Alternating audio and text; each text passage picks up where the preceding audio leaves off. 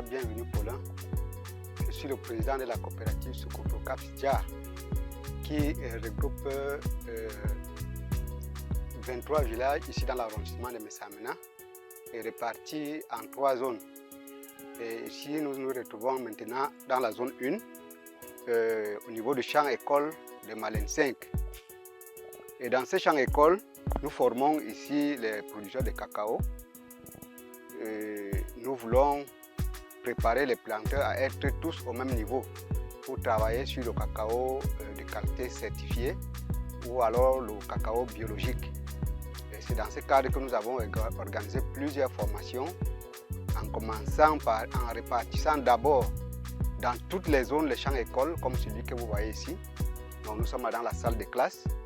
Et dans toutes les zones, vous allez trouver aussi des champs écoles comme ça, avec des salles de classe où on peut s'asseoir et parler des problèmes du cacao. Nous voulons faire la déforestation. Et le cacao que nous produisons ici est de très bonne qualité parce que nous respectons aussi les normes environnementales, de telle manière que dans le cacao que nous produisons ici, vous allez trouver que la qualité est différente de ce que les autres produisent ailleurs. La coopérative a 143 membres. Et actuellement, nous avons 80 membres qui sont restés actifs et qui produisent par an en moyenne 8 à 10 tonnes de cacao de bonne qualité. Et aujourd'hui, tous ces producteurs-là, ils sont regroupés donc en coopérative où je suis le gestionnaire de cette coopérative. Et en ce moment, actuellement, pendant que nous terminons la campagne comme ça, nous recommençons les activités avec les préparations de champs. Nous faisons la récolte sanitaire, nous faisons la taille, nous faisons le réglage d'ombrage pour préparer notamment la campagne prochaine. Et au cours donc de cette campagne écoulée, on a vendu 7 tonnes de cacao. Donc je pense qu'aujourd'hui, au jour d'aujourd'hui, avec les formations que nous voulons accélérer, nous voulons aussi aller maintenant dans le sens de la grande production. Nous voulons augmenter la production et aussi la qualité. Et aujourd'hui, là, nous avons un appui avec Tropical Forest qui est notre facilitateur aujourd'hui et même un partenaire parce qu'il nous appuie dans le cadre de ces formations, dans le cadre technique et même financier. Et c'est ça qui nous permet d'avoir un peu les moyens d'aller dans les autres zones, de regrouper les gens, de pouvoir parler de la bonne qualité du cacao. Ma plantation où nous nous retrouvons ici est un champ école qui respecte également les normes environnementales. Et dans cette plantation, elle est divisée. Vous voyez là, au niveau du côté de la maison, à 10 mètres de la maison, il y a une barrière pour mettre la limite. Ça, c'est la zone tampon. Vers la route là-bas, vous voyez, il y a une barrière végétative qui est aussi l'un des critères de Rainforest Alliance pour empêcher que lorsqu'il fait le traitement, que ça ne puisse pas infecter les populations qui passent sur la route. Et au sortir de cette plantation, vous voyez là, il y a une douche d'applicateur où après avoir fait le traitement, lorsque je rentre chez moi, je me lave là, je me change là-bas pour que je ne puisse pas aller infecter mes enfants à la maison avec l'odeur des produits. C'est un champ qui est prêt, il y a les arbres ici, fruitiers, il y a le mbalaka dans ce champ, il y a le njangsang, il y a la mangue sauvage, il y a également les bananiers plantains, il y a la banane douce. Voilà un peu dans ce champ tout ce qu'on peut retrouver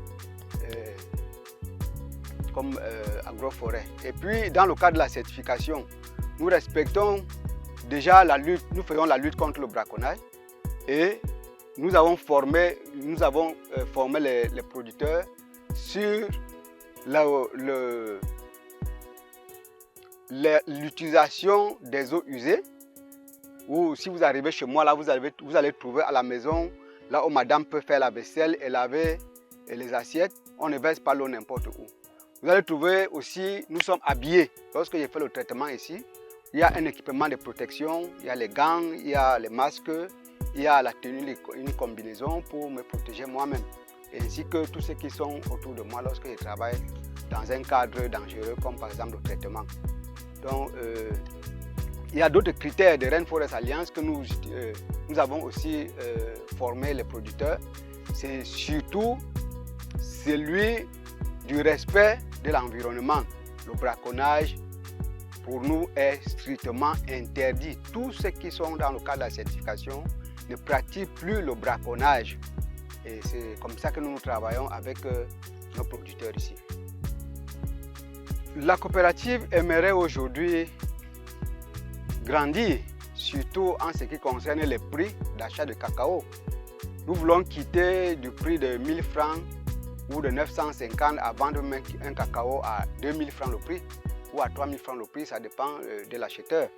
Et non seulement ça, la coopérative voudrait vraiment grandir de manière à ce qu'elle soit une coopérative qui est capable de respecter ses engagements dans le cadre social, c'est-à-dire peut-être refaire les réfections de ponts, là où vous êtes passé sur le chemin, ou même construire les écoles, ou apporter un appui aux personnes de troisième âge. Voilà ce que la coopérative voudrait vraiment faire. Nous voulons maintenant passer du cadre de la certification au cadre d'un cacao biologique, avec notamment l'éco-sec, qui nous permettra de vendre notre cacao à un bon prix. C'est ce que nous voulons vraiment atteindre dans les années à venir.